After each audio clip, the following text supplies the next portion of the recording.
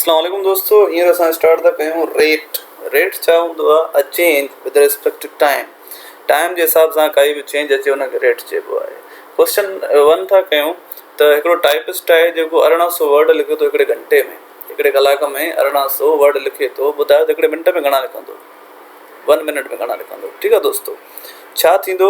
असां ठाहींदासीं अलॻि अलॻि करे विच में लाइन ॾेई या जो न जो लाइन विच में। ठीकु आहे, असां सिर्फ़ु लिखंदासीं जेके शयूं यूज़ थियूं थियनि।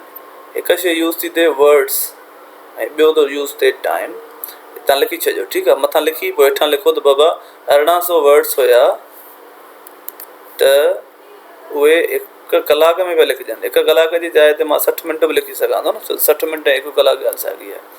ॿुधायो त हाणे घणा वर्ड लिखिबा? ख़बर न आहे त हुन जाइ तां ए जो, बी जो या एक्स जो तव्हांजी मर्ज़ी आहे। 1 मिंट में इहो ई क्वेश्चन आहे न। जेको मथे क्वेश्चन लिखियल आहे इंग्लिश में हुनखे पाण डेटा ठाहे छॾी आहे हुनजी। असांखे छा करिणो आहे? सिर्फ़ु ऐं सिर्फ़ु इहो साॻियो ई लिखिणो आहे, पर इन्हनि जे विच में सिर्फ़ु हिकिड़ी लाइन ॾेई छॾिणी आहे ऐं विच में इक्वल ॾेई 60 मिंट ऐं 1 मिंट। एक्चुअली छा कंदा आहियूं असां? ही मिंट वग़ैरह कोन लिखंदा आहियूं, बसि डायरेक्ट लिखंदा आहियूं। ठीकु आहे, हाणे छा कंदासीं? By CM cross multiply. ही वेंदो हिन ॾे, ही वेंदो हिन ॾे। छा थी वेंदो? एक्स वेंदो 60 ॾे मल्टीप्लाई करणु ऐं 1 वेंदो 1800 ॾे मल्टीप्लाई करणु।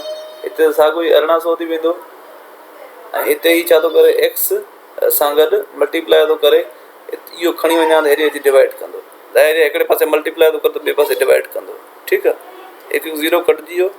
1 छका छक्का 6 की 18 0, यानी एक्स जेको मुंहिंजो जवाबु आयो आहे उहो आहे 30। त छा थी वियो? 30 वर्ड्स पर मिनट।